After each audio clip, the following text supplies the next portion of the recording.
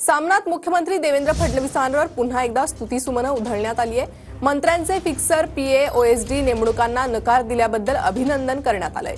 शिंदे आणि फिक्सर लोकांची नावं मोदींना कळवायला हरकत नाही असं सामनातून म्हटलंय।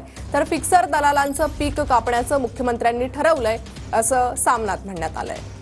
तर सामनातील हा मजकूर, मला फक्त पैसे खाणाऱ्यांची नावे कळवा, एकेकाला सरळ करतो असं पंतप्रधान मोदी यांनी नुकतंच जाहीर केलं।